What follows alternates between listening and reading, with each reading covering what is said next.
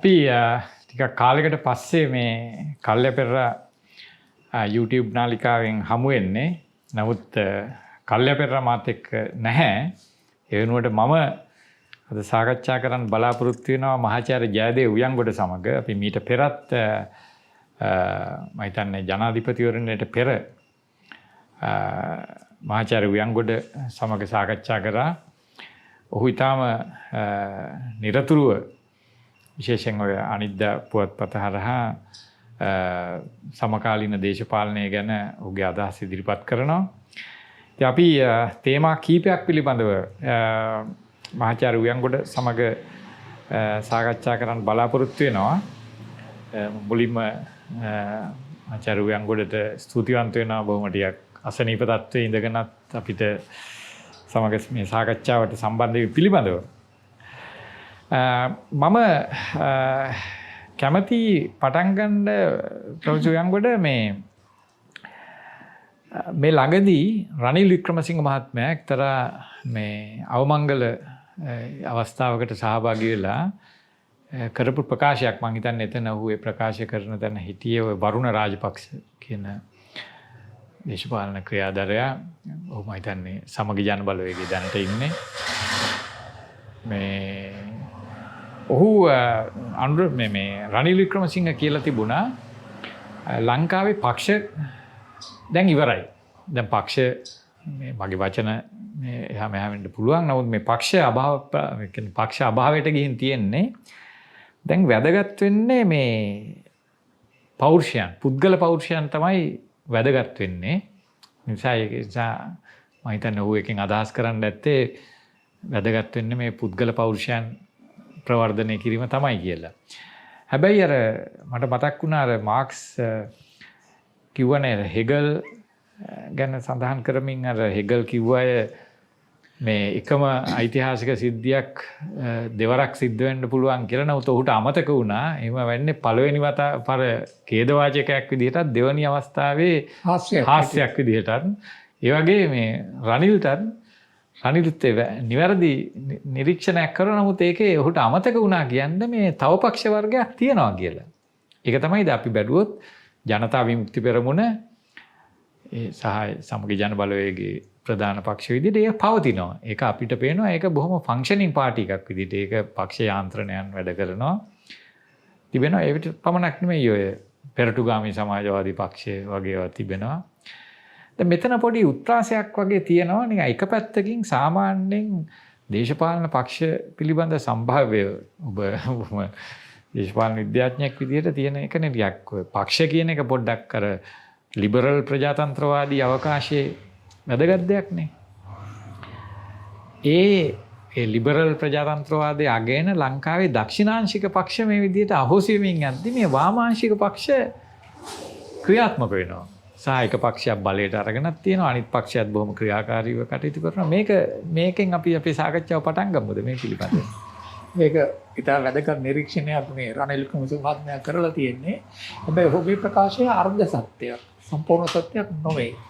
මම ඒක පැහැදිලි කරන්නම් ඇයි ඒක අර්ධ සත්‍යයක් කියලා කියන්නේ. දැන් ලංකාවේ දේශපාලන පක්ෂ විශේෂයෙන්ම පසුගිය දශක 3 තුල විශාල පරිවර්තනයකට භාජන වෙලා තියෙනවා. ඒ පරිවර්තනයේ පැති ගණනාවක් තියෙනවා.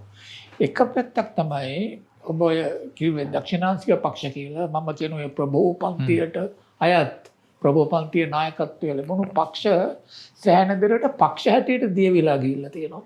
අපි ගත්තොත් ශ්‍රී ලංකා නිදහස් පක්ෂය, අපි ගත්තොත් එක්සත් ජාතික පක්ෂය, ඊළඟට අපි ගත්තොත් මහින්ද රාජපක්ෂ මහත්තයලා නායකත්වයේ දුන්නු පක්ෂය ශ්‍රී ලංකා පොදු ජන පෙරමුණ. ඒ ප්‍රධාන පක්ෂවල සෑහෙන පක්ෂ හැටියට දියවීමක් තියෙනවා. ඒ ක්‍රියාවලිය මම හිතන්නේ පටන් ගත්තේ 1978න් පස්සේදී. එකක් තමයි අර එක්සත් ජාතික පක්ෂයේ නායකත්වයේ යටතේ තිබුණු ඒ ආණ්ඩුව 978 සිට 90 ගණන් දක්වා. ඒතකොට සෑහෙන විපක්ෂවලට විශාල හානියක් වුණා. ඒතකොට ඒගොල්ලෝ දැන් ශ්‍රී ලංකා නිදහස් පක්ෂයේ ප්‍රධාන වශයෙන් දියවී යෑමක් පටන් ගත්තා 1994න් පස්සේ දිනුවට පස්සෙත්. ඒ එකක්. අනිත් එක තමයි අපි දන්නවා ඔය එක්සත් ජාතික පක්ෂය ශ්‍රී ලංකා නිදහස් පක්ෂයේ ප්‍රධාන පක්ෂ දෙකේ තිබුණු ප්‍රධාන දුර්වලතාවයක් තමයි ඒගොල්ලෝ ආණ්ඩු පෙට්ටුවට පස්සේ පක්ෂයේ දියවී යෑම. එක්සත් ජාතික පක්ෂයේ යම් කිසි විදිහකට දියවි ගිහිල්ලා තිබිලා 70 ගණන් වලදී ජේ.ආර්. ජයවර්ධන මහත්තයා තමයි පක්ෂයක් හැටියට නැවත යලි ගොඩ නැගුවේ. දැන් රනිල් වික්‍රමසිංහ මහතාගේ නායකත්වය යටතේ වෙලා තියෙන එක්සත් ජාතික පක්ෂයේ සංවිධාන ව්‍යුහය ඊළඟට අපි ග්‍රාස් රූට්ස් ලෙවල් කියන්නේ පල්ලෙහා බිම් මට්ටමේ තියෙන සංවිධාන ව්‍යුහය විශාල ලෙස දිය වෙලා ගිහිල්ලා තියෙනවා. ඔය ගැටලුව ශ්‍රී ලංකා නිදහස් පක්ෂයටත් වෙලා තියෙනවා. අපි ගත්තොත් ශ්‍රී ලංකා පොදු ජන පෙරමුණට යම් විශාල සංවිධාන ව්‍යුහයක් දුන්න බැසිල් රාජපක්ෂ මහත්මයා. දැන් පහුගිය කාල තුල වෙලා තියෙන ඒක සංවිධාන ව්‍යුහයන් දියවී යනවා. එතකොට පක්ෂ කිහිපයකම ඇති වෙලා තියෙනවා ඒ ප්‍රධාන ප්‍රබෝපන්තියේ පක්ෂවල සහ පාලක පක්ෂ වෙලා හිටපු පක්ෂවල අර නායකත්වය ඔබ රනිල් වික්‍රමසිංහ මහත්තයා කිව්වා වගේ නායකත්වයට තමයි පක්ෂය තියෙන්නේ. ඇත්තටම මේ ප්‍රධාන පක්ෂ 3-4ම දැන් කොමියුනිස්ට් පක්ෂයේ සමාජ පක්ෂයටත් වෛරණුපත් වෙලා තියෙනවා. ඒ කියන්නේ නායකත්වයක් තියෙන විතරයි පක්ෂවල තියෙන්නේ. ඊට පල්ලෙහා ව්‍යුහයන් දියවි ගිහිල්ලා. ඊට වෙනස්ව අපි බැලුවොත් ජනතා විමුක්ති පෙරමුණ සහ ජාතික ජන බලවේගය. දැන් ජනතා විමුක්ති පෙරමුණ තමයි ලංකාවේ දැනට තියෙන එකම පක්ෂය ඉතාම ක්‍රමානුකූලව සංවිධානය වෙච්ච. නායකත්වයක් තියෙනවා, යනකොට නායකත්ව මණ්ඩල තියෙනවා, ඊළඟ බිම් මට්ටමේ විශාල සංවිධාන ව්‍යුහයක් තියෙනවා. ඊළඟ පාටි කාඩර්ස්ලා ඉන්නවා. ඒ නිසාම තමයි මම හිතන්නේ 2024 මැතිවරණ දෙකෙන්ම විශාල ලෙස දිනන්නට පුළුවන් කොහොමද ජනතා විමුක්ති පෙරමුණ කේන්ද්‍රයකට ගත්ත ජාතික ජන බලවේගයට.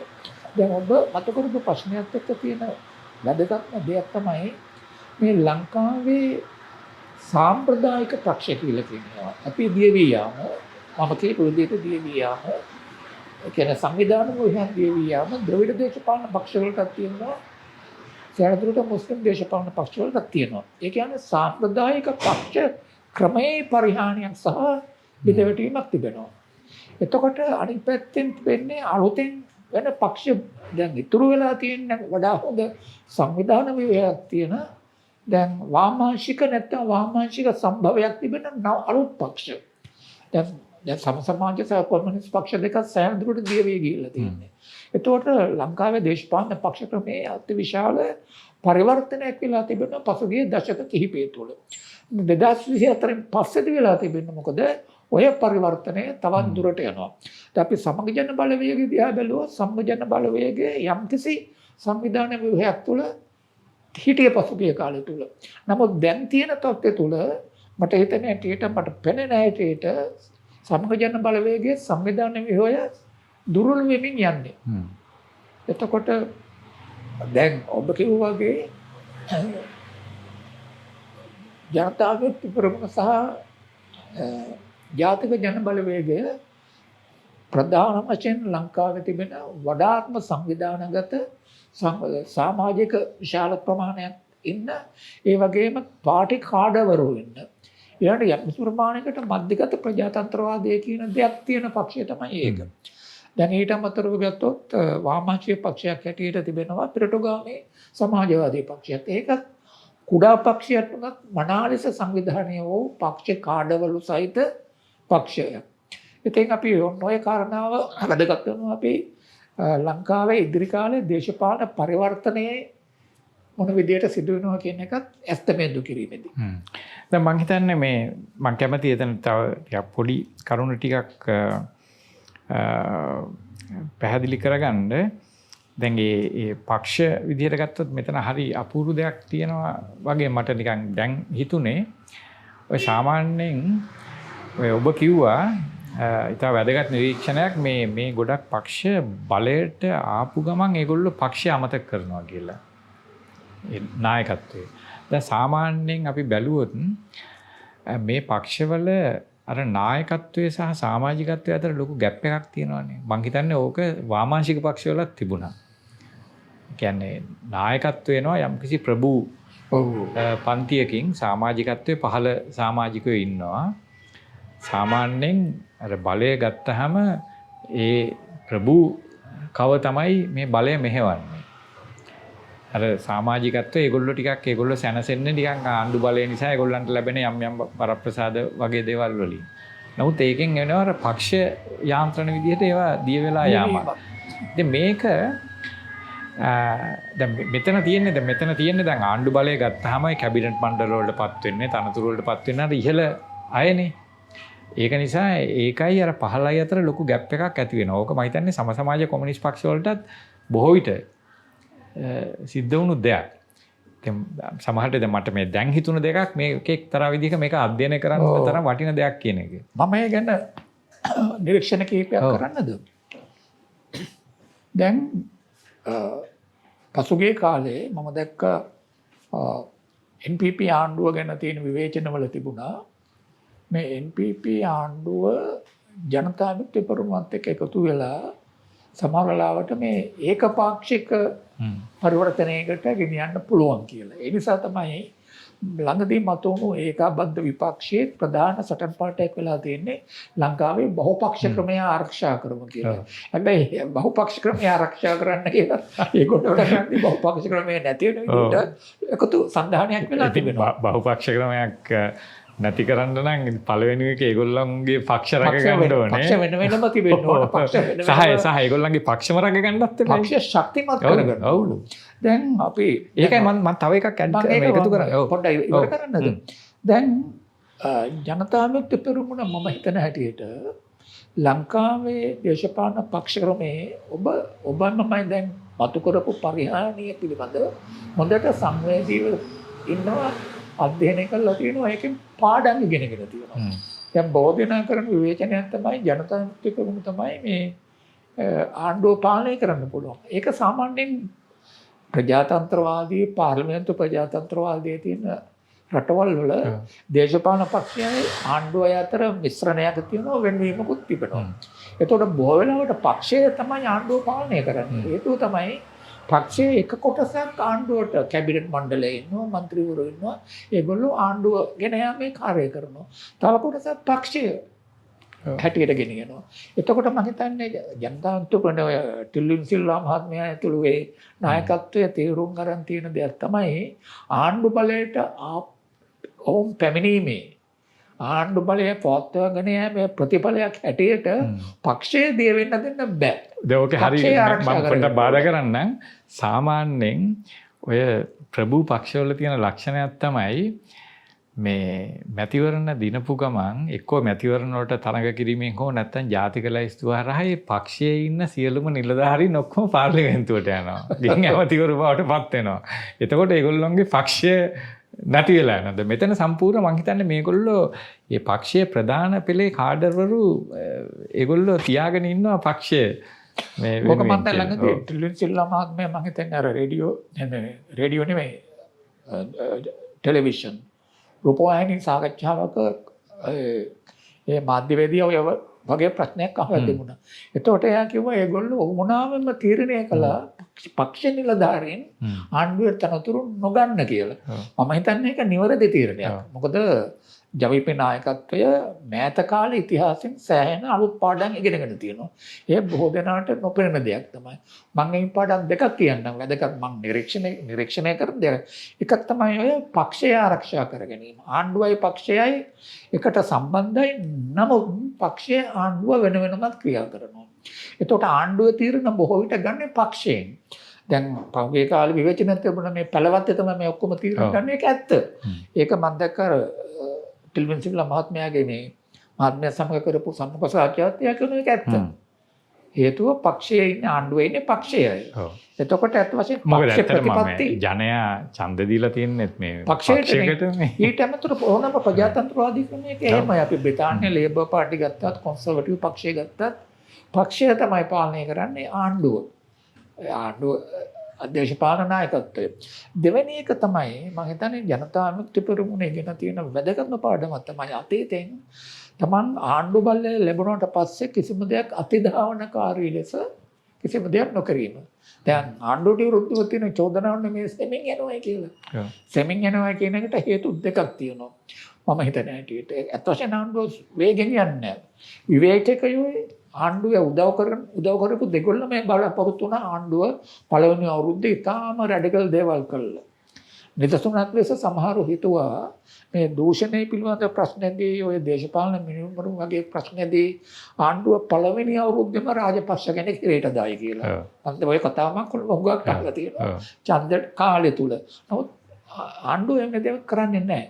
හේතුව ආණ්ඩුව හිතනවා මම හිතන්නේ ආණ්ඩුව දන්නවා මේ ආණ්ඩුවට අවුරුදු 5ක් තියෙනවා. අනෙක් පැත්තට ආණ්ඩුව දේශපාලන වශයෙන් බලයට පත් වුණාට තවමත් රාජ්‍ය ව්‍යුහය තිබෙන්නේ පැරණි පිරුණු ඊළාට අර දූෂිත කියලා වචනෙන් හඳුන්වන මේ පරිහානියක් සහිත රාජ්‍ය ව්‍යුහයක්. ඒකට එවැනි රාජ්‍ය ව්‍යුහයක ප්‍රතිසංස්කරණය කිරීම තමයි ඒගොල්ලෝ දැනට ප්‍රමුඛත්වය දීලා තියෙන්නේ. අපි ගත්තොත් ගද්දන හේතුව ආණ්ඩුක්‍රම ව්‍යවස්ථාව වෙනස් කරයි. හරිද මේ ආණ්ඩුව නොකොත් රැඩිකල් IMF එකෙන් කැඩේ ඒ වගේ ආර්ථික ක්ෂේත්‍රයේ බොහොම රැඩිකල් සමාජවාදී පියවර ගන්නේ කියලා එහෙම දේවල් කරන්නේ නැහැ. අත් වශයෙන් අනුර කුමාර දේශනායක මහත්මිය අවස්ථා ගණනාවක මම දැකලා කියනවා මේ ආණ්ඩුව වැඩ කරන්නේ ආණ්ඩුක්‍රම ව්‍යවස්ථාවේ නීතිය ආධිපත්‍යයේ සහ නීතියේ සීමාවන් ඇතුළතේ කියලා. දැන් පහුගිය අවුරුද්ද තුල වුන් ක්‍රියා කරන්නේ මේ විදිහට තමයි. දැන් ඕකෙන් අදහස් කරන්නේ මොකක්ද? දැන් ලංකාවේ බැලුවොත් ප්‍රජාතන්ත්‍රවාදය පිළිබඳ ප්‍රශ්නේදී ලංකාවේ පසුගිය අවුරුදු 978 ඉඳලා 970 ඉඳලා කියන්නත් පුළුවන්. හැම ආණ්ඩුවක්ම ඔය ප්‍රධාන පාලක පන්තියේ ආණ්ඩුව ක්‍රියා කරලා තිබෙන්නේ ආණ්ඩුක්‍රම ව්‍යවස්ථාවේ සීමාවන් නොතක ඒවා ඉක්මවල නැත්නම් Tamanට අවශ්‍ය විදිහට ආණ්ඩුක්‍රම ව්‍යවස්ථාව වැඩ කරන්නේ නැත්නම් ආණ්ඩුක්‍රම ව්‍යවස්ථාව සංශෝධනය කළා. ආණ්ඩුක්‍රම ව්‍යවස්ථාව ඉක්මවා යෑම හැම ආණ්ඩුවකම පොදු ලක්ෂණයක් නැතත් වනතුරුම. ඒ වගේම නීති ආධිපත්‍ය උල්ලංඝනය කිරීම හැම ආණ්ඩුවකම මෙතෙක් කල 70 ඉඳලම වගේ තියෙන පොදු ලක්ෂණයක්. ඒතර මේ ආණ්ඩුව කියනකොට ජනාධිපතිවරයා කියනකොට අපි වැඩ කරන්නේ ආණ්ඩුක්‍රම ව්‍යවස්ථාවෙත් ඊළඟට නීති ආධිපත්‍යයේ නීතිය සීමාවන් ඇතුළත කියන එක ඉතා වැදගත්. මොකද ඒගොල්ලන්ට විශාල අවබෝධයක් තිබෙනවා මේක ලිබරල් ප්‍රජාතන්ත්‍රවාදී රාමුවක් තුළ වැඩ කරන්න ඕන කාලයක්, වැඩ කරන්න ඕන යුගයක්, වැඩ කරන්න ඕන තත්ත්වයක්. හැබැයි ඒගොල්ලෝ ලිබරල් ප්‍රජාතන්ත්‍රවාදී කියන වචනේ පාවිච්චි කරන්නේ නැහැ. Tamanව හඳුනා ගැනීමේදී. ඕන් කියන්නේ අපි ප්‍රජාතන්ත්‍රවාදීන්. ඒ අතින් ගත්තොත් මම හිතන්නේ දැනට මේ අවුරුද්ද තුල මේ ආණ්ඩුව පෙන්වලා තියෙනවා පසුගිය අවුරුදු 900 මම කියන්නේ 70 පස්සේ කාලය තුල ලිබරල් ප්‍රජාතන්ත්‍රවාදයේ රාමෝ සහ සීමාවන් සහ අර සංවරණ සහ තුලන ක්‍රමය තුල වැඩ කරලා තියෙන වැදගත්ම වார்த்தාවක් තියලා තියෙන්නේ මේ ආණ්ඩුවයි කියන එක. දැන් ඕක චන්ද්‍රිකා කුමාරතුංග මෙතනත් මුල් අවුරුදු 2-3 තුල උත්සාහ ගත්තා. එතුමියත් අර 78 ව්‍යවස්ථාව අහෝසි කරනවායි විධායක ජනාධිපති ක්‍රමය අහෝසි කරනවායි කියලා ආවට අහෝසි කරගන්න බැරි වුණා. බැරි වුණු නිසා එතුමිය තීරණය කළා මොකද විධායක ජනාධිපති දුරයට තියෙන බඩතල සියල්ල පාවිච්චි නොකිරීම. අන්න එහෙමත් කියලා තිබුණා. මොකද ඒක ව්‍යවස්ථාව වෙනස් කරන්න බැරි නිසා. ඒතකොට අද සිදු වෙන්නේ යම් කිසි විදිහකින් ව්‍යවස්ථාවේ සීමාවන් තුල ආණ්ඩුවක් ක්‍රියා කිරීම. ව්‍යවස්ථාව ඉක්මවා යන්නේ නැතුව, නීති ආධිපත්‍ය ඉක්මවා යන්නේ නැතුව. එතකොට මම හිතන හැටියට ලංකාවේ තිබෙන පසුගිය අවුරුදු 70 ගණන් දක්වා තිබෙන එක ප්‍රධානම අභියෝගයක් තමයි ඔය අපේ හොඳට දැන අපි කතා කරලා තියෙනවා මේ ගැන අර ප්‍රභූ පන්තියේ නැත්නම් පැරණි පාලක පන්තියේ නායකත්වයේ යටතේ ලංකාවේ තිබුණු ප්‍රජාතන්ත්‍රවාදයේ එන්න දුර්වල වීම, තුනී වීම, පටු වීම අපි ඒකට කියන ප්‍රජාතන්ත්‍රවාදී හරණ ක්‍රියාවලියක් කියලා. එතකොට මට පෙනෙනවා අඩු ගන්න මේ අවුරුද්ද තුල ප්‍රජාතන්ත්‍රවාදී හරණ ක්‍රියාවලිය නැවතිලා ලංකාවේ නැවත ප්‍රජාතන්ත්‍රවාදයේ අඩුතරමින් ලිබරල් ප්‍රජාතන්ත්‍රවාදී අර්ථයෙන් ප්‍රජාතන්ත්‍රවාදයේ නැවත ගොඩනැගීමේ අවකාශය මතුවලා. දැන් ඕක ටිකක් මේ මම කැමති ටිකක් මේ ඕක ටිකක් මේක කිව්වම දැන් අනිවාර්යෙන් මට අපිට මේ පිටින් එන්න නියමිත ප්‍රශ්නයක්. දැන් සාමාන්‍යයෙන් විපක්ෂ කතිකාව බලපුවාම ඔබ ඔය කියන දෙයට සම්පූර්ණ පරස්පර අදහසක් තමයි ඒගොල්ලෝ කියන්නේ. ඒගොල්ලෝ පෙන්නනවා නිකන් හරි භයානක තත්ත්වයක් තිබෙනවා ප්‍රජාතන්ත්‍රවාදයේ හැකිලිලා යනවා මේ දැන් සහ මේ සමහරලාට අර වැලිගම ප්‍රාදේශීය සභාවේ සභාපතිවරයා ඝාතනයත් එක්ක අනව ප්‍රශ්නයක් දැන් 87 89 මේ ආපහු පටන් ගන්න යනවා. මේ වගේ මේක නිකන් අර දැන් ඔබ හිතන්නේ මේක ටිකක් බොහොම අර නිකන් අර ප්‍රොපගැන්ඩිස්ට් මේ දෙයක් විතරක්ද නැත්නම් මේකට යම්කිසි මේක යම්කිසි ඒ චෝදනාවට කොහොමද මේ ඒ චෝදනාව එල්ල කරොත් එහෙම කොහොමද අපි ඒකට මේ දැන් විපක්ෂයේ චෝදනාව මම හිතන්නේ විපක්ෂයක් හිටියට මම බලාපොරොත්තු වෙන දේ තමයි. සාමාන්‍ය විපක්ෂ දේශපාලනයේදී එකක්. හැබැයි මෙම ආණ්ඩුවත් විපක්ෂයත් අතරේ විශාල තියෙන ධ්‍රුවීකරණයක්. ඊට විපක්ෂය මෙම ආණ්ඩුව ගැන විශාල ලෙස බය වෙලා තියෙනවා. බය වෙන්න හේතු කිහිපයක් තියෙනවා. එකක් තමයි මේ ආණ්ඩුව දැනට කරගෙන යන අර දූෂණ විරෝධී සහ ඔය මත් ද්‍රව්‍ය ඒ විරෝධී සටනෙන් සෑහෙන දුරට විපක්ෂයට අවාසි වෙන තත්ත්වයක් එතන තිබෙනවා. දැන් ඔය වැලිගම මරණය පිළිබඳවත් මුලදිම විපක්ෂයේ ප්‍රතිචාරය තිබුණේ මම දැක්ක පාර්ලිමේන්තුවේ කතාවලත් පාර්ලිමේන්තුවේ එළියේ මේක මේ NPP ආණ්ඩුවෙන් කරපු එකක්. මේක දේශපාලන මිනිවරුමගින් තමයි පළවෙනි එක. ඒගොල්ලෝ හොයල් බලලා නෙමෙයි කිව්වේ ඒක. ඒක මරණය දේශපාලනීකරණය කිරීම. ඕක මට මතක් වුණා ඉස්සරහ දේශපාලන මරුම් වෙනකොට ඔය වගේ විරුද්ධ පක්ෂයක් කරනවා. හැබැයි ලංකාවේ විරුද්ධ පක්ෂයට විශාල අභියෝගයක් තිබෙනවා. ඒක තමයි අපි ওই පක්ෂ වෙන වෙනම බැලුවොත් එක්සත් ජාතික පක්ෂය කියන්නේ දියවි යන පක්ෂය. දියවි ගිය පක්ෂය. ඊළඟට පොට්ටුව කියන එකත් සෑහෙන දුරට පක්ෂයක් හැටියට දියවි ගිය පක්ෂයක්. ඊළඟට සමග ජන බලවේගයට toy අභියෝගය තියෙනවා. පක්ෂයක් හැටියට දියවීමට තියෙන ක්‍රියාවලිය ඉක්මන් වෙන්න පුළුවන් මොකද විශාල නායකත්ව අර්බුදයක් තිබෙනවා. දැන් අර රනිල් වික්‍රමසිංහ මහත්මයා කියපු එක නිරීක්ෂණයක් ඇත්ත වෙන්න පුළුවන්. SJB එකට තියෙන ලොකුම අභියෝගයක් තමයි අද මේ ආකර්ෂණශීලී ඊළඟට කියන්නේ කැරිස්මැටික් කියලා කියන්නේ මේ එවැනි ලීඩර් කෙනෙක් නැතිවීම. දැන් සජිත් ප්‍රේමදාස මහතාට ඒ ලක්ෂණ තියෙනවද කියන එක බොහෝ දෙනා ප්‍රශ්න කරනවා. සමාජය තුළ ආකර්ෂණයක් එතුමාට තිබෙනවද? එතුමාට තියෙන ලොකුම ප්‍රශ්නය තමයි මේ නායකත්වය පිළිබඳව. දැන් NPP එකේ නායකත්වය දැන් අපි කැමති උනත් නැත්නම් ලංකාවේ ඉන්න ඉතාම ආකර්ෂණශීලී දේශපාලන නායකත්වය දෙන්න තියෙන NPP එකටයි JVP එකටයි. ඒක සමග තරඟ කිරීමට මට හිතෙන හැටියට නිරීක්ෂකයෙක් හැටියට සජබෙට ටිකක් අමාරුයි දුෂ්කරයි. එතකොට ලංකාවේ දැන් අද දේශපාලන ඓතිහාසික මොහොත අපි ගැන බැලුවොත් අර සාම්ප්‍රදායික භූපන්තියට අයත් සාම්ප්‍රදායික පාලක පන්තියට අයත් එම පාලක පන්තියෙන් කැඩී අලුතෙන් පිටවගත්තු පක්ෂවලටත් තිබෙන දේශපාලන අනාගතය ඉතාම අවිනිශ්චිතයි. මම හිතන්නේ විරුද්ධ පක්ෂයේ හැම කෙනෙක්ම හොඳට දන්නවා. ඒ වගේම තව මෙන්න මෙහෙම ප්‍රශ්නයක් තිබෙනවා. දැන් විරුද්ධ පක්ෂයට හිටපු බොහෝ දෙනා කල්පනා කළ ඇත්ත වශයෙන්ම ප්‍රේමදාස මහත්තයා ජනාධිපතිවරණයෙන් දිනයි ඒ වගේම සජබ පාර්ලිමේන්තුවේ බහුතරය ගන්නේ කියලා. එතකොට බොහෝ දෙනා බලාපොරොත්තු වුණා හැමති දුර බලාපොරොත්තු වුණා බොහෝ දෙනා. හරි ඊළඟට ආණ්ඩුවේ ලොකු තනතුරු දැන් මම දන්නවා සජිපෙත් එක්ක වැඩ කරපු මම දන්න බොහෝ දෙනා බලාපොරොත්තු වුණා ආණ්ඩුවේ ඉහළ නිලධාරි තනතුරු මහ බැංකුවේ අධිපතිකම තානාපතිකම් අමාත්‍යාංශ ලේකම්කම්. එතකොට මේගොල්ලන්ට තියෙන අත් වශයෙන් මේක මානසික ප්‍රශ්නයක්. තව අවුරුදු 5ක් එහෙම නැත්නම් අවුරුදු 5න් පස්සේ තවත් අවුරුදු 5ක් ඒගොල්ලන්ට ඉන්න වෙලා තියෙන්නේ බොහොම අවිනිශ්චිත තත්ත්වයක. ඕක ඇත්ත වශයෙන් ශ්‍රී ලංකා නිදහස් පක්ෂයකට සිදු වුණා මේ ජයවර්ධන පාණයට. ඒක නිසාම තමයි ශ්‍රී ලංකා නිදහස් පක්ෂය කඩන්න ජයවර්ධන මහත්තයාට හැකියාව ලැබුණේ. එතකොට විපක්ෂයයි ආණ්ඩු පක්ෂයයි තියෙන සම්බන්ධයක් අද ඊටම දැඩි ලෙස ධ්‍රුවීකරණය වෙලා තියෙනවා. ඒ දෙගොල්ල අතර දැන් අපිට පාර්ලිමේන්තුවේ චර්යාව බැලුවොත් විරුද්ධ පක්ෂයන බොහෝ മന്ത്രിවරු කතා කරන්නේ ඊටම කෝපයෙන් තරහෙන් සහ ද්වේෂයෙන්.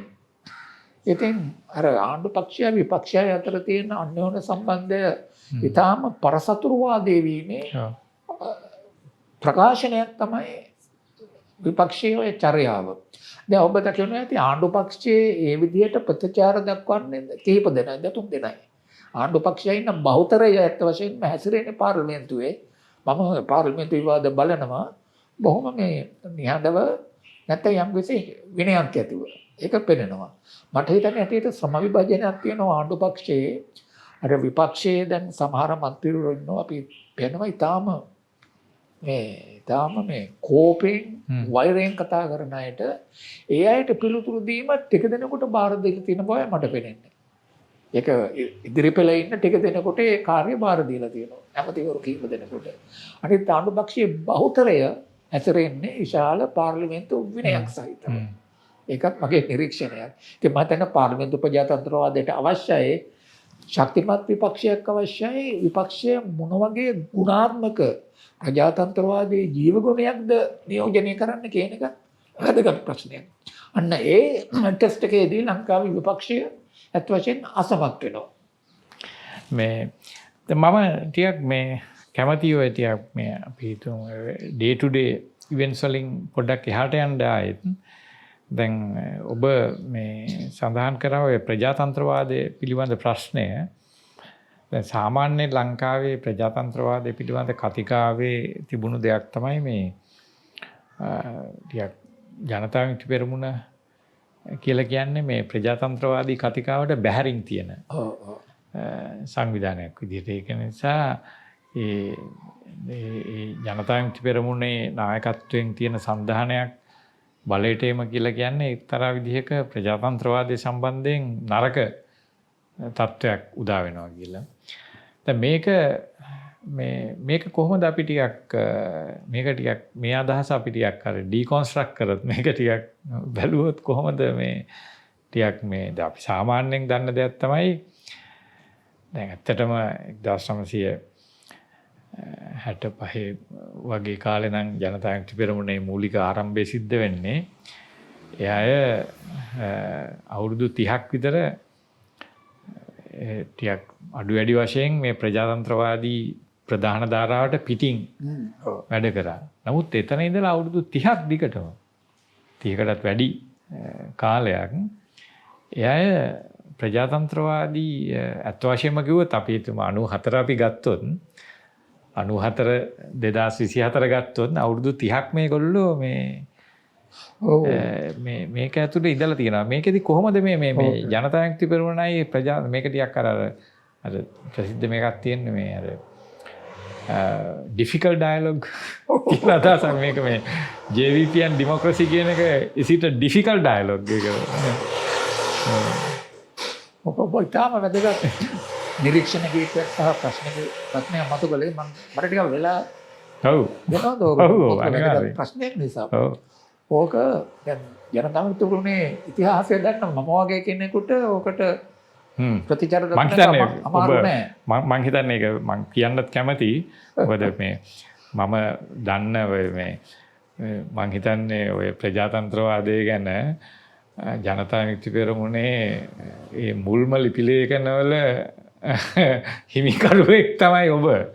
ඉතින් ඒක දැන් අපේ මෙතන වැදගත් වෙනවා 2025 ජනතා විමුක්ති පෙරමුණ තේරුම් ගන්න නම් 1960 ගණන් අගභාගයේ සිට ජනතා විමුක්ති පෙරමුණේ විකාශනය තුළ ජනතා විමුක්ති පෙරමුණ කොහොමද ප්‍රජාතන්ත්‍රවාදය සමග ගනුදෙනු කළේ කියන එක.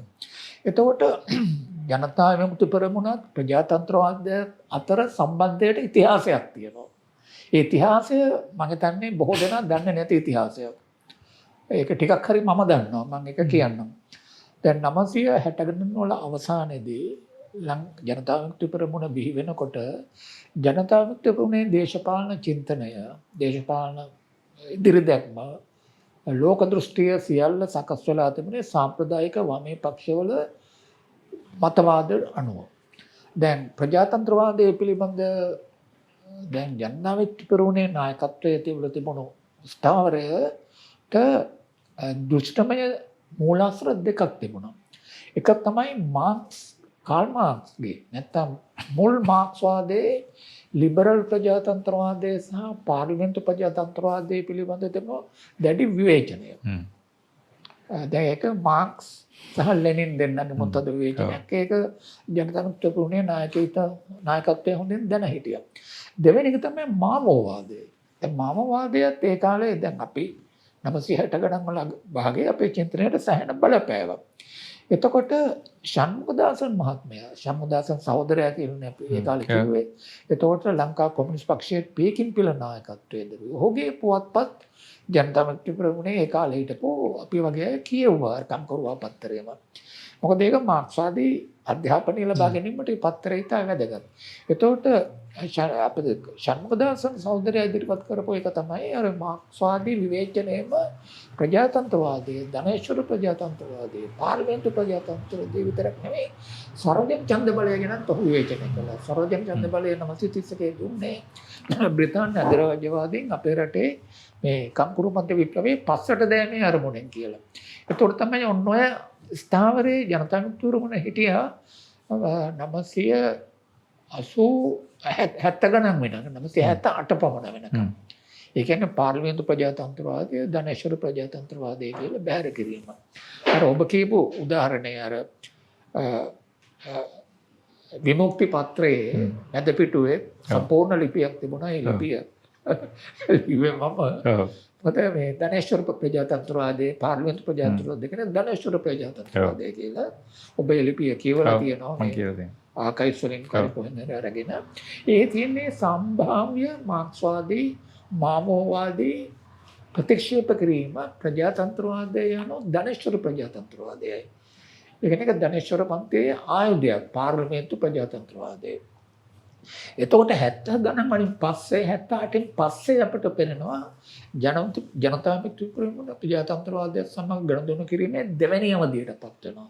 දෙවැනි අවධිය තමයි පාර්ලිමේන්තු ප්‍රජාතන්ත්‍රවාදයට ඇතුල් වීම. පාර්ලිමේන්තු ප්‍රජාතන්ත්‍රවාදී මගට. ඒතකොට ඔබට මතක ඇති ජනතා විමුක්ති පෙරමුණ තරඟ කළා කොළඹ නගර සභාවට. ජනාධිපති තරඟයට ජනතා විමුක්ති පෙරමුණ තරඟ කළා.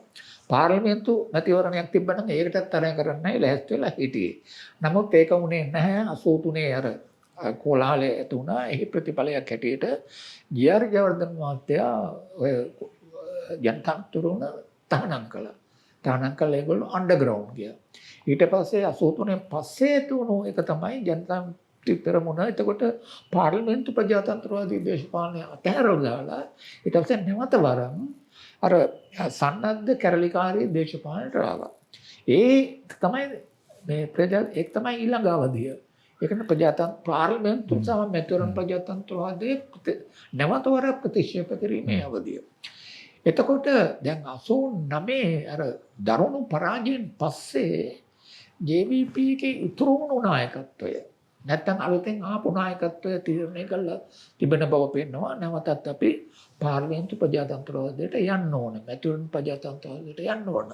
සන්නද්ධ අරගලේ මාවත තවදුරටත් ගැලපෙන්නේ නැහැ කියලා. ඒගොල්ලන්ගේ මං හිතන්නේ අභ්‍යන්තර සාකච්ඡා තියලා ඒ වගේ පරිවර්තනයක් වුණා. ඒ නිසා තමයි 994 මම හිතන්නේ පාර්ලිමේන්තු මැතිවරණයට සම්බන්ධ වෙනවා. එතකොට අර ගලප්පත්ති සහෝදරයා മന്ത്രി වෙනවා. ඒ වගේ කීප දෙනෙක්ම හිටියා ඊට පස්සේදී. එතකොට අපිට පේනවා ජනතා විමුක්ති පෙරමුණ නායකත්වයේ අලුත් පරම්පරාවකට මාරු වෙනවා ඔය කාලය තුල. දැන් අනුර කුමාර මහත්මයා ඊළඟට අපේ ටිල්ලින්සල් මහත්මයා ওই පරිවර්තනය තුල ආපු අය.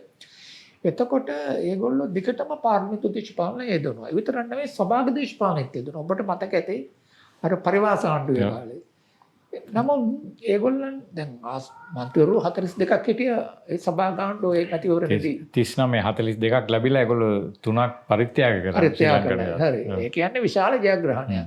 ඒ කියන්නේ පාර්ලිමේන්තු මවත තුලින් ලැබු විශාලම ජයග්‍රහණය තමයි ශ්‍රී ලංකා නිදහස් පක්ෂයත් එක්ක ඇති වුණු හවුල තුලින් ඒගොල්ලන්ට ලැබුණු විශාල ආසන සංඛ්‍යාව. එතකොට ඊළඟ අවධිය තමයි 2019 දී. දැන් ඊට පස්සේදී JVP එක ජනතා විමුක්ති පෙරමුණ තනියම මැතිවරණ තරඟ කළාට ඒගොල්ලන්ට ලබා ගන්න ලැබුණු ඡන්ද ප්‍රතිශතය එක අඩුයි 5%ට අඩුයි. මගේ විශ්වාසය මම මේක හරියට දන්නේ නැහැ 2014 මැතිවරණයෙන් පස්සේ ජනතා විමුක්ති පෙරමුණ සම්පූර්ණයෙන්ම තමන්ගේ දේශපාලන මූලෝපාය අලුත් විදිහට ඇස්තමේන්තු කළා කියලා. නව සාකච්ඡාවක් යන්නේ නැති, නව විවේචනයක් යන්නේ නැති අර දේශපාලනය ගැන. එතකොට දැන් මෙතන මම කතා කරන්නේ දේශපාලන විද්‍යාව පැත්තෙන් මේක දෙන බලන හැටියට. දැන් 2014 මැතිවරණින් පසුවන් ජනතා විමුක්ති පෙරමුණට බැරි වුණා තමන්ගේ පාර්ලිමේන්තුවේ තියෙන ඡන්ද ප්‍රතිශතය වැඩි කරගන්න. ආස්තන කරන්න වැඩි කරගන්න. එතකොට මම හිතන හැටියට ඒගොල්ලෝ ඊටාම දැඩි ලෙස ස්වයං විවේචනයක යෙදලා තිබෙනවා. මෙම පැරණි කාඩවලුන්ගේ පක්ෂයක් හැටියට අපි ඉන්නවද? අපි දේශපාලන විද්‍යාවේ කියනවා මේ වචනයක් තියෙනවා කැචෝල් පාටිස් කියලා. ඒ කියන්නේ පුළුල් ලෙස සමාජයට පුළුල් සමාජපත්තින් ගණනාවකට ආමන්ත්‍රණය කළ හැකි තවදුරටත් කාඩව පක්ෂයක් නෙවෙයි ආණ්ඩු බලය ඡන්දයෙන් පුළුල් පොදු ජනතාවට මහ ජනතාවට ආමන්ත්‍රණය කළ හැකි පක්ෂයක් බවට අපි පත් වෙන්න ඕන කියලා. එතෙන්ද තමයි 2019 දී NPP එක NPP National People's Power ජාතික ජන බලවේගය කියලා ඔවුන්ගේ අලුත් ඒ පක්ෂයේ ප්‍රතිපත්ති මැනිෆෙස්ටෝ එක කියවුවොත් මට මතකයි මම මේ මැනිෆෙස්ටෝ එක කියවලා පුදුමයටපත් වුණා. මේක ජනතාවක් පෙරමුණේ වශයෙන් විශාල පරිවර්තනයක් වෙලා තියෙනවා එකෙන්. ඒ කියන්නේ නොකිය කියනවා ලිබරල් ප්‍රජාතන්ත්‍රවාදයේ පාර්ලිමේන්තු ප්‍රජාතන්ත්‍රවාදයට ඇවිල්ලා කියලා. ඒ මැනිෆෙස්ටෝ එක ඔබ කියවන්නේ නැතනේ. ඒ මැනිෆෙස්ටෝ එක තියෙන්නේ ලිබරල් ප්‍රජාතන්ත්‍රවාදය සමාජ ප්‍රජාතන්ත්‍රවාදය මිශ්‍ර කරගත්තු ඉදිරි දැක්මක් තමයි තියෙන්නේ. එතකොට ඒ පරිවර්තනය තමයි අද දක්වා යන්නේ. එතකොට මම හිතන්නේ අර 2019 සිදු පරිවර්තනය ජනතා විමුක්ති පෙරමුණ NPP එකට පත්වීම ලංකාවේ ජනතා විමුක්ති පෙරමුණ සම්බන්ධ විතරක් නෙමෙයි.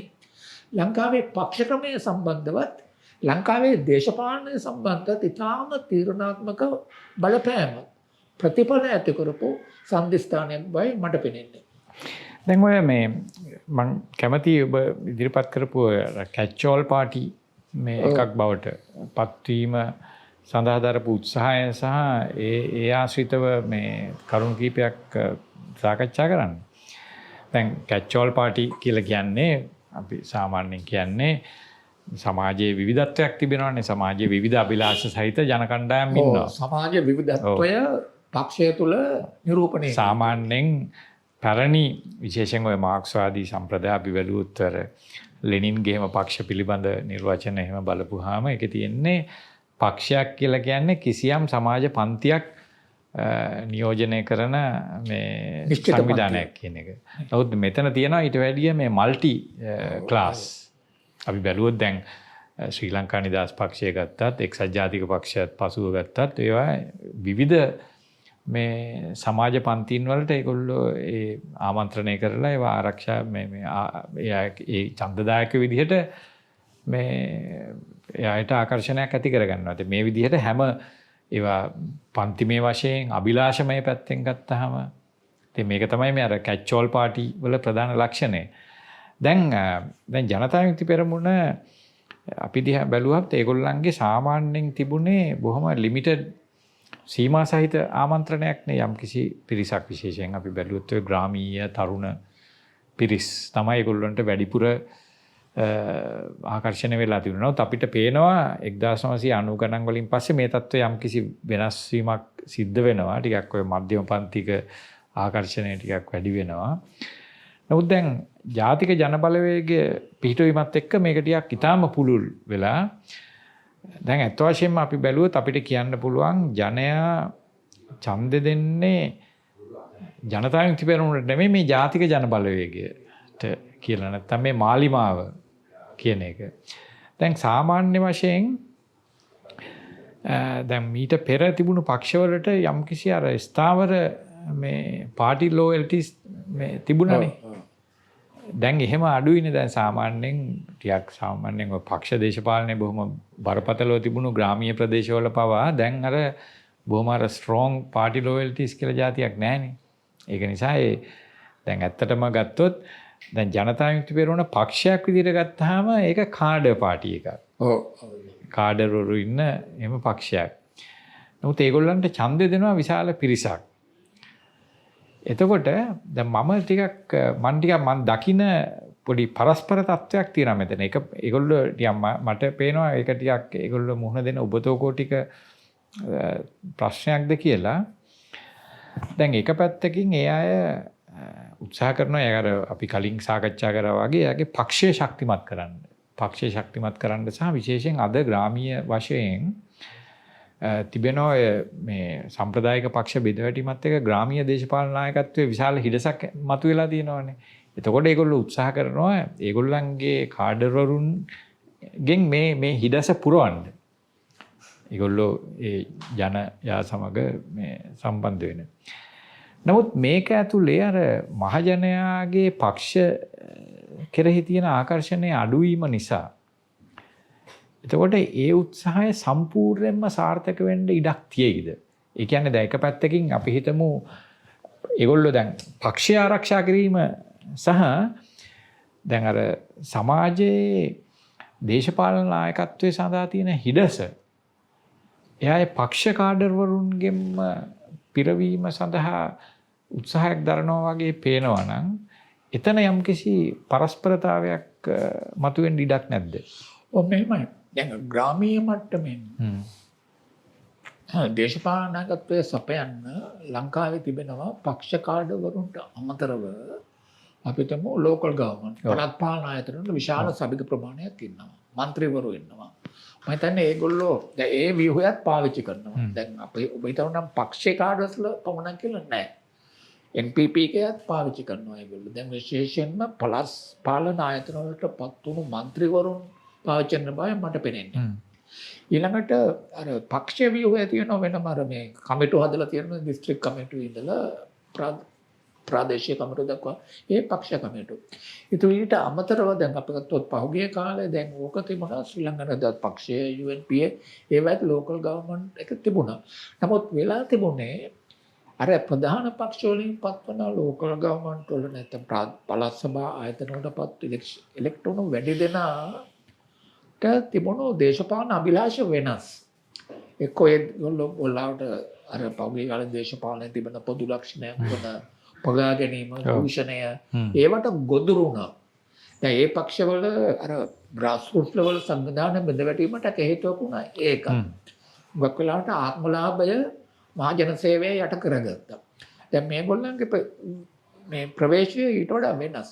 මට පෙනෙන හැටියට මේගොල්ලන්ගේ කරන්නේ ග්‍රාමීය මට්ටමේ ඇතිවන නායකත්වයට ලෝකල් අර කාඩර්ස් වල සහ NPP එකේ එකට ඉන්නවා JVP එකත් ඉන්නවා ඒ ඡන්දෙන් පත්තුණු තෝරාපත්තුණු අයත් ඉන්නවා මම මගේ දන්න මිනිස්සුන් කියන්න මම අපට ඉන්න කල්බෝවිල මට පේනවා මේ පැත්තේ ව්‍යුහයන් දෙකම ඉතා හොඳට මේ පැත්තේ යනවා කියන එක මට පේනවා දැන් නගර සභාව ඉතාම මේ සක්‍රියයි මේ පැත්තේ ඒ වගේම මේ අපට ඉන්න පුරවැසි දැන් පුරවැසි අර ටිකක් කැපිපල් පිරිසින්න ඕනේ ඒගොල්ලෝ සම්බන්ධ කරගෙන ඉන්නවා දැන් මට පෙනෙන හැටියට දේවල්වල ගස නගර සභාව පියත් හදා බැලීමක් හැටියට ඒගොල්ලෝ කරනවා කියලා මට පේන්නේ. ඒක තව සාර්ථකයි. දැන් කුණුවත් කිරීම මේ පැත්තේ පිරිසිදුකම ඊළඟට මේ පැත්තෙන් ගම් වලින් පත් කරලා තියෙනවා ගම්වලමය මිනිස්සුන්ගේ ප්‍රශ්න වලට කම් දෙන්න උත්තර දෙන්න. ඉතින් මට නම් පෙනෙන්නේ මේ පැත්තේ අඩු ගානේ මම දන්න මේ අපේ අවට ඒ අර මේ ඡන්දෙන් පත් වුණු අය පක්ෂ කාඩරු අතරේ සම්බන්ධයක් ගොඩනගිලා තිබෙනවා. ඉතින් ඒක මොන විදිහට ඉස්සරහට යයිද දන්නේ නැහැ. නමුත් මම කියන්නේ වෙන කාරණයක් ඔය ප්‍රශ්නෙන් මතුවන. දැන් ලංකාවේ දේශපාලන පක්ෂවල අනාගතයේ මොන විදිහට මොන දිශාවට යයිද කියන එක මම හිතන්නේ ප්‍රජාතන්ත්‍රවාදයේ පැත්තෙන්.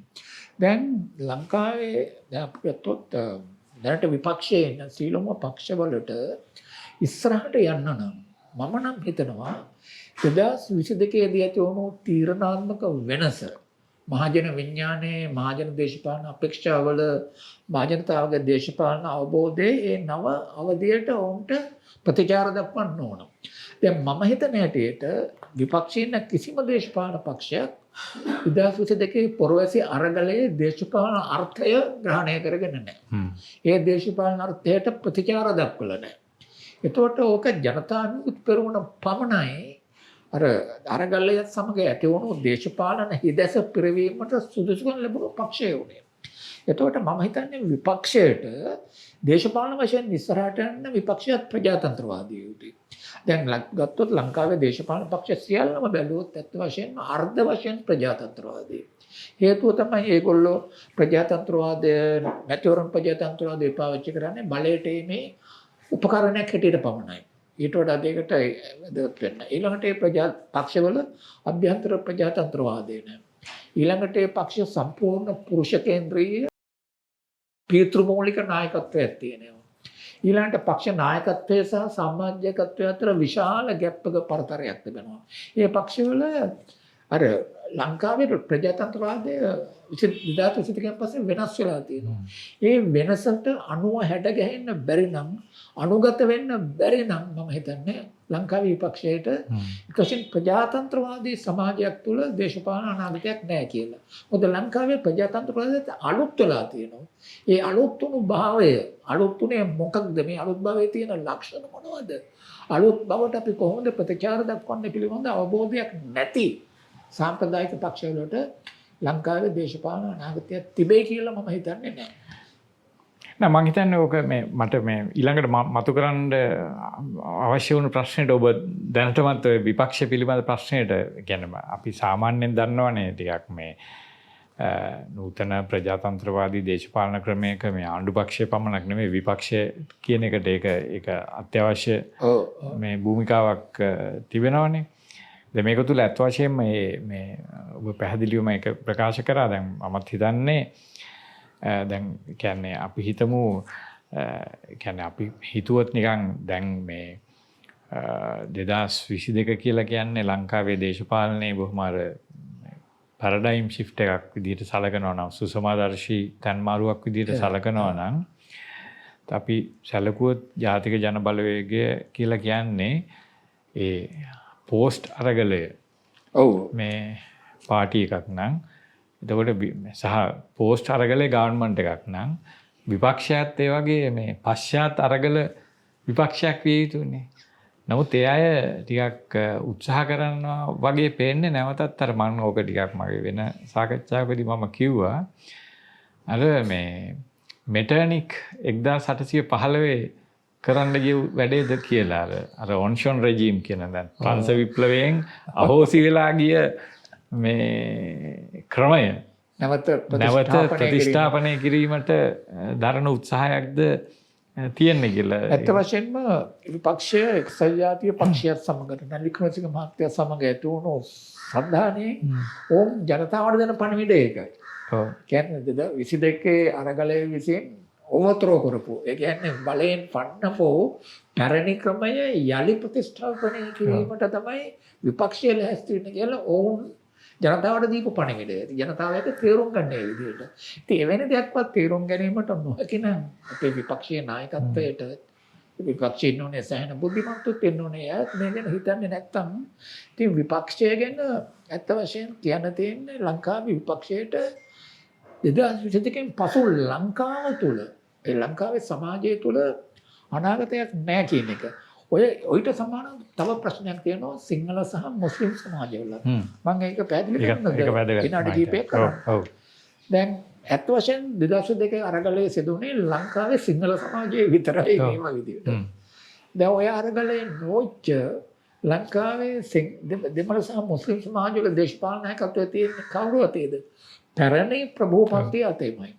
මම හිතනවා දෙමළ සහ මුස්ලිම් සමාජවලට දේශපාලන වශයෙන් ඉස්සරහට යන්න බෑ. ප්‍රජාතන්ත්‍රවාදී වෙන්නේ නැහැ.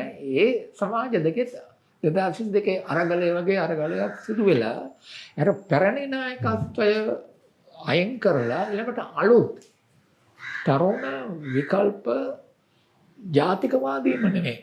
ජාතිකවාදය සමාජවාදී ඒ වගේ දිගදැක්මකුත් සහිත දේශපාලන බලවේගයක් ආවොත් විතරයි මම හිතන්නේ උතුරේ සහ උතුරේ දෙමළ සහ නැගෙනහිර මුස්ලිම් සමාජයේ තියෙන අද තිබෙන මේ ප්‍රජාතන්ත්‍රවාදයේ පැත්තෙන් බලනකොට දේශපාලන ඩෙඩ්ලොක් එකක් තියෙනවා සමාජවල හිරවීමක් තියෙනවා. එතනින් ඉස්සරහට එන දෙයක් අවශ්‍යයි මට හිතෙන හැටි. ඕක මාචාරු ගංගුඩ අපි දැන් ඔය මේ හරි වැදගත් මේ දෙයක් තියෙනවා වගේ දැන් අපි හිතමු දැන් ඔය මේ උතුරේත් ඊළඟට දැන් මුස්ලිම් සහ දෙමළ දේශපාලනයේත් සම්ප්‍රදායික ප්‍රභූතන්ත්‍රයනේ ඒගොල්ලන්ගේ ආධිපත්‍ය හෙබවුවේ. ඒත් වශයෙන්ම 71 87 89 වගේ ඒකට ප්‍රතිචාරයක් ආවා. ඒ සන්නද්ධ එක පැත්තකින් අපිට දෙමළ සන්නද්ධ ව්‍යාපාරය තේරුම් ගන්න පුළුවන්. ඒක සිංහල අර රාජ්‍යයට විරුද්ධ කරල්ලක් පමණක් නෙමෙයි අභ්‍යන්තර වශයෙන් තමන්ගේම මේ සමාජයේ තිබුණු මේ ප්‍රභූ නායකත්වයටත් විරුද්ධව ගහපු කැරල්ලක් විදිහට. නමුත් ඒකෙන් පස්සේ සිද්ධ වුණේ මම දැක්ක ඕක ගැන ඔය මේ මම හිතන්නේ කීප දෙනෙක්ම ඕක ගැන ටිකක් අර මේ මම හිතන්නේ අර සෙල්වි තිරුචන්ද්‍රන්ගේ මේ කෘතිය තුලත් සාකච්ඡා වෙනවා මේ නැවතත් එක්තරා විදිහක අර වෙල්ලාල කුලේ ආධිපත්‍ය නැවත ස්ථාපිත වීමක් සිද්ධ වෙලා තිබෙනවා මේ සන්නද්ධාරගලය දෙමළ සන්නද්ධාරගලේ පරාජය වීමෙන් පසුව. දැන් ඒක දැන් අපි බැලුවොත් සාමාන්‍යයෙන් සිංහල සමාජයේ තත්ත්වය ටික වෙනස් ඕගලියක්. සිංහල සමාජයේ ටිකක් අර ප්‍රභූ ආධිපත්‍ය තරමක් අර ඩිෆියුස් වීමක් බොහොම විසිරියාමක් සිද්ධ වුණා. සහ ජනතා විමුක්ති පෙරමුණ දැන් 89 මර්ධනයට පසුව නැවතත් ඒවායේ නව නායකත්ව පරම්පරාවක් නිර්මාණය කරගන්න උත්සාහ කරා. නමුත් LTT සංවිධානයේට ඒ හැකියාවයකට යම් හේතුක් තියෙනවා කියන්නේ. නමුත් ඒ වගේම තව තියෙනවා නේද? දැන් ගොඩක් ඔය අපි බැලුවොත් උතුර එහෙම බැලුවොත් යුද්ධයෙන් පස්සේ සහ යුද්ධ කාලේ සම්පූර්ණ වගේ මේ උතුරේ මධ්‍යම පන්තියේ තරුණ පිරිස් රට හැරලා ගිහින් තිබෙනවා. ඒ තුල මේ අර ටිකක් තරුණ දේශපාලන ශ්‍රේණීන් දේශපාලන වශයෙන් සක්‍රිය තරුණ පිරිස් නොමැතිවීමක් දක්නට මේ පුළුවන් නේ ඒ වගේ ටිකක් මේ දැන් උතුරු දේශපාලනේ දැන් අපි ජනතා විමුක්ති පෙරමුණ සහ දකුණු දේශපාලනය සමග සැසඳුවොත් අපිට නිරීක්ෂණ ගණනාවක් බොහොම ප්‍රයෝජනවත් නිරීක්ෂණ කිහිපයක්ම කරන්න පුළුවන්. පළවෙනි එක තමයි දැන් අපි ගත්තොත් LTT සහ දෙමළ සන්නද්ධ සංවිධානය ඊළඟට යවිපේ දකුණේ. ඒ දෙකොල්ලම ඇත්ත වශයෙන්ම අර සාම්ප්‍රදායික ප්‍රභූ නායකත්ව විරුද්ධව කරලා ගිහුවේ. එක පැත්තකින් රාජ්‍යයට විරුද්ධව ඒ සියල්ලම තියෙනවා අරකක් තියෙනවා. එතකොට දැන් LTT එක උත්සාහ ගත්තා පැරණි ඒ නායකත්වය විනාශ කරන්නත් මරන්නත් අපි දන්නවා TLF එකේ නායකත්වය අර ෆෙඩරල් පාර්ටි එකේ ඒගොල්ලෝ සෑහෙන ඝාතනය කළා. ඒ විතර නෙවෙයි මේගොල්ලෝ විකල්ප නායකත්වයක් කෙන ඉඩ දුන්නෙත් නැහැ. අර වාමාංශික පක්ෂයේ සම්භවයක් සහිත පක්ෂ කීපයක්ම තිබුණානේ. ඕන දෙමළ ජාතිකවාදයයි සමාජවාදයයි මිශ්‍ර කරපො ඒ නායකත්වයක් විනාශ කළා. එතකොට දැන් ඒ අතරේ LTT එකට සතුරු වෙලා හිටපු දේශපාලන අර විප්ලවකාරී පක්ෂවල අය 987 ඉන්දු ලංකා දිවිසමෙන් පස්සේ පාර්ලිමේන්තුවාදයට ආවද ප්‍රජාතන්ත්‍රවාදී මාවත ගත්තයි කියලා කිව්වා. නමුත් ඒගොල්ලෝ කලේ මොකද ප්‍රජාතන්ත්‍රවාදී මාවතට අර ඇවිල්ලා පාර්ලිමේන්තු මන්ත්‍රීවරු වෙලා අන්තිම ආණ්ඩුවල ඇමති තනතුරු අරගෙන දූෂිත දේශපාලන පරම්පරාවක් අලුතෙන් නිර්මාණය කළා. දැන් අර ෆෙඩරල් පාර්ටි එකේ නායකත්වය ගැන තියෙන එකක් තමයි ඒගොල්ලෝ එලිට් තමයි. ඒ නිසා මේගොල්ලෝ දූෂිත නැහැ. දැන් අද වුණත් අපි කවුරුත් හිතන්නේ මේ ITAC එකේ TN එකේ නායකයන්ට කවුරුත් මේ දූෂිතයි කියලා ඒ චෝදනාව ඇත්තෙම නැහැ. නමුත් වෙලා තිබෙන්නේ අර වාමාංශික සම්බන්ධයක් තිබුණු පක්ෂවලට බැරි වුණා තමන් අලුතෙන් නිර්මාණය කරගන්න පශ්චාත් LTT උතුරු ද්‍රවිඩ සමාජය තුළ. ඒක විශාල ද්‍රවිඩ සමාජයේ තිබෙන අවාසනාවන්ත තත්ත්වයක්. එතකොට අද දැන් ලංකාවේ අපි ජනතා විමුක්ති පෙරමුණ ගත්තොත් ජනතා විමුක්ති පෙරමුණ පත්වෙච්ච පරිවර්තනයේ ඊටම තවත් වැදගත් දෙයක් තියෙනවා. මේ අපි උතුරු දේශපාලන සසඳනකට ඕන එතකොට කලේ මොකද සිංහල ජාතිකවාදී දේශපාලනය අතහැරියා. දැන් 2019 විතර පස්සේ මම හිතන්නේ අර පීටොන් බස්සන් කරන වෙලාවේ තමයි ඒගොල්ලන්ගේ සිංහල ජාතිවාදී ඉහළම තැනට ගියේ. ඒතකොට පක්ෂයෙන් කැඩුණ ජාතිවාදී නායකත්වයේ ගිහලා ඒගොල්ලෝ මහින්ද රාජපක්ෂ මහත්තයාට එකතු වුණා. එතකොට පක්ෂ සුද්ධ වුණා ජාතිකවාදයෙන් එක පැත්තට ජනතා විමුක්ති පෙරමුණ. එතකොට වර්තමාන ජනතා විමුක්ති පෙරමුණ ජාතිවාදය අතහැරපු එකක්. එතකොට වර්තමාන ජනතා විමුක්ති පෙරමුණේ තිබෙන ඉදිරි දෙයක්ම තමයි ලංකාවේ මේක හඳුන්වන්නේ පුරවැසි සමූහාණ්ඩුවාදී. ඒ කියන්නේ පුරවැසි භාවයේ කේන්දරවට ගත්ත එකක්. පුරවැසි භාවයේ කේන්දරවට ගත්ත ශ්‍රී ලංකාව ඇති කරන්නේ. එතකොට ඒගොල්ලෝ එක්තරා විදිහට බලනවා මේ වාර්ගික ජාතිවාද වලට මුළු තැන නොදී නමුත් ඒවා සියල්ලටත් එකතු විය හැකි ශ්‍රී ලාංකික ජාතිකවාදයක් සඳහා උත්සාහ ගන්න බවයි මට පේන්නේ NPP එක. NPP මැනිෆෙස්ටෝ එකේ හොඳට පේනවා. දැන් අරුණ කුමාර දේශනායක මහත්මයා යාපනය කරපු කතාවලත් ඕක පෙනෙනවා. නමුත් ඕකට ප්‍රතිචාර දක්වන්න කෙනෙක් උතුරේ නැහැ. හේතුව තමයි මට පෙනෙන හැටියට ද්‍රවිඩ ප්‍රභූ නායකත්වය ලංකාවේ දැනට තිබෙන දේශපාලන නායකත්වවල JVP NPP නායකත්වය සමග අර ඔබ කලින් පාවිච්චි කරපු වචනය කියනනම් there's a difficulty to have a dialogue. කියන්නේ සංවාදයක් ඇති කිරීමට නොහැකියාවක් තියෙනවා. මම හිතන්නේ ඒකට ප්‍රධාන හේතු දෙකක් තියෙනවා. එකක් තමයි උතුරේ අර ප්‍රජාතන්ත්‍රවාදී පාර්ලිමේන්තු මතයේ හිටපු දේශපාලන සීලුම නායකත්වය ශ්‍රී ලංකා නිදහස් පක්ෂයේ සජාතිය පක්ෂය සහ මහින්ද රාජපක්ෂ නායකත්වය කියන ප්‍රභූ දේශපාලන නායකත්වයේ සමග විතරයි ඕගොල්ලෝ ගනුදෙනු කරලා තිබුණේ. දැන් මම දන්නවා NPP නායකත්වය සමග තිබුණේ මේ අර ITAC එකේ නැත්නම් TN එකේ නායකයෝ එක්කෙනෙක් දෙනෝගේ පුද්ගල මිත්‍රත්වයේ විතරයි. දේශපාලන සංවාදයක් තිබිලම නැහැ. ඒකට මම හිතන එක ප්‍රධානම හේතුව තමයි පන්ති. يعني ප්‍රශ්නයක් උතන තියෙනවා.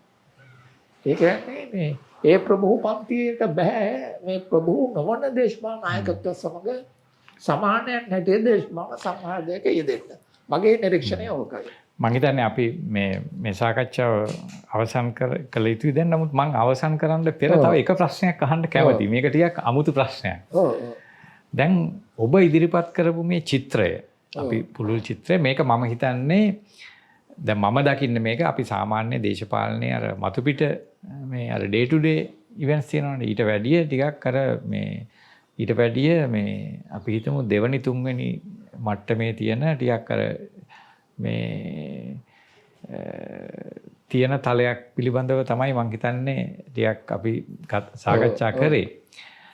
නමුත් දැන් අපි බැලුවොත් ලංකාවේ අපි හිතමු මම ඒකට කියන්නම් නිකන් ලිබරල් සිවිල් සමාජය කියලා. නිකන් වෙන නමක් නැති නිසා යම් කිසි පිරිසක් ඉන්නවා ප්‍රජාතන්ත්‍රවාදය පිළිබඳව කතා කරන. මම හිතන්නේ ඔබත් ඒ පිරිස්වල කියන්නේ අපි පුද්ගලිකව දන්න අය ඔය බොහෝ විට මේ මානව හිමිකම් ක්ෂේත්‍රයේ කටයුතු කරන ඔය මේ ජනවාර්ගික සමගිය පිළිබඳ සාමය පිළිබඳ යහපත් ආණ්ඩුකරණය good governance පිළිබඳව කටයුතු කරන සංවිධිත ආයතනික පද්ධතියක් වැඩ කරන ක්‍රියාකාරී දෙයක් ඉන්නවා. ඒක නේද සිවිල් සමාජයේ ක්‍රියාදාරයන් කියලා කියන්නේ.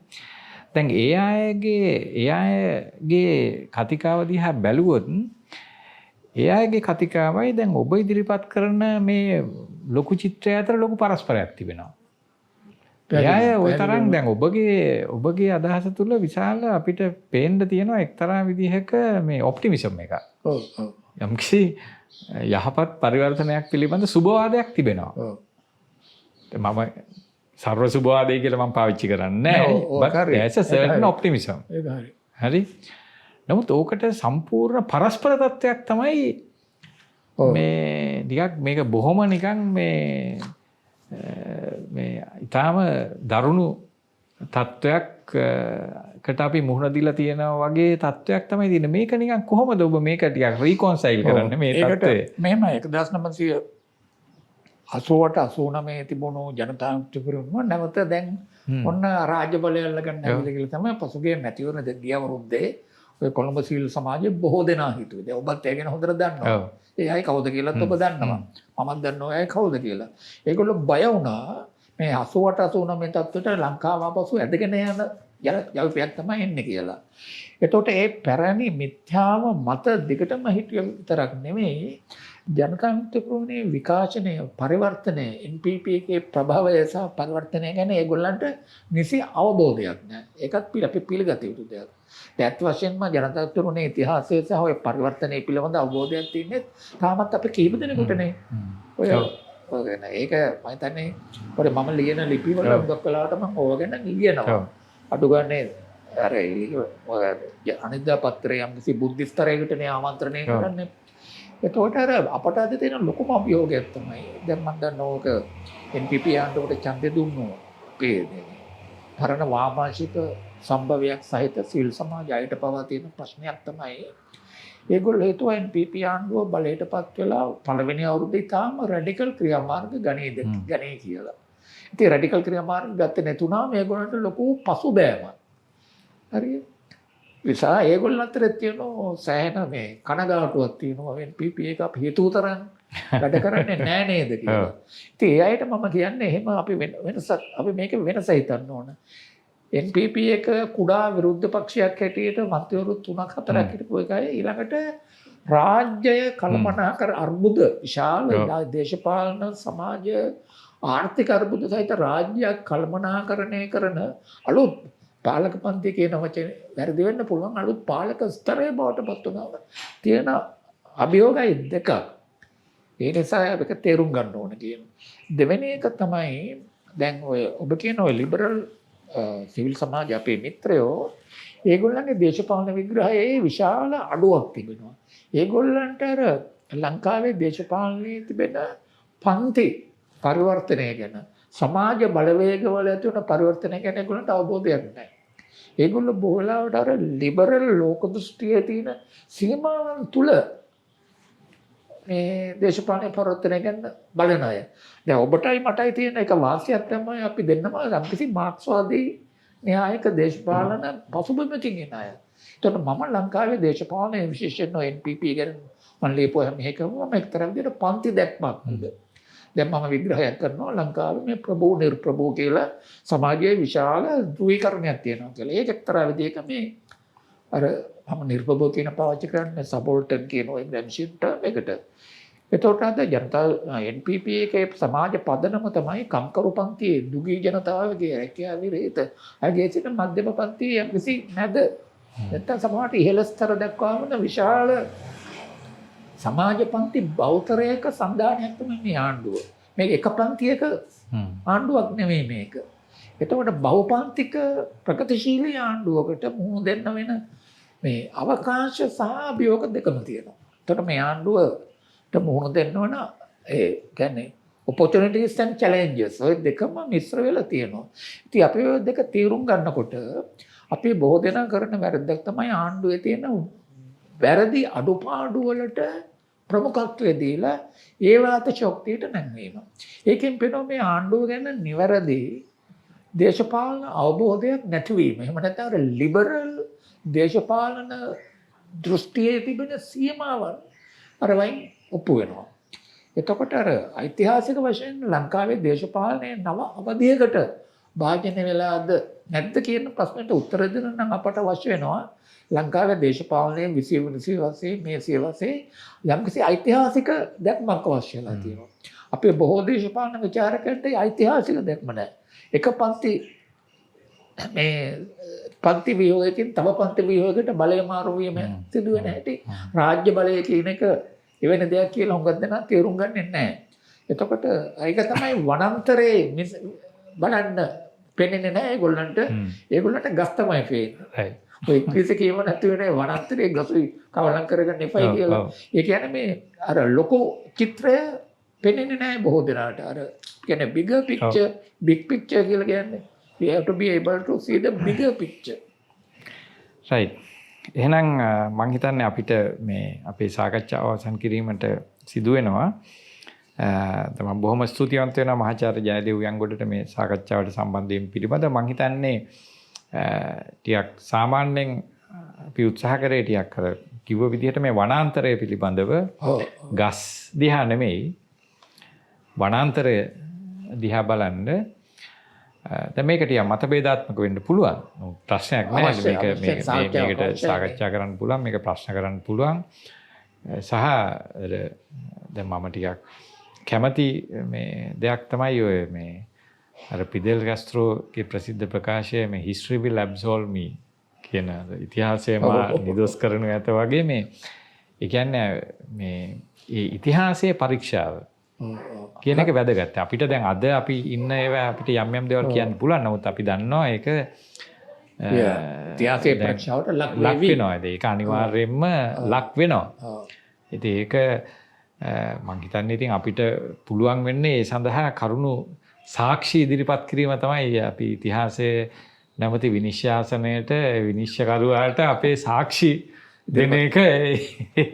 ඒගොල්ලෝ තව සාක්ෂි බලලා ඒ පිළිබඳව යම්කිසි මේ ඉතින් මම හිතන්නේ වැදගත්ම දේ තමයි ලංකාවේ ඊටාම මේ බැරෑරුම් දේශපාලන පරිවර්තනයක් කරහා ගමන් කරනවා.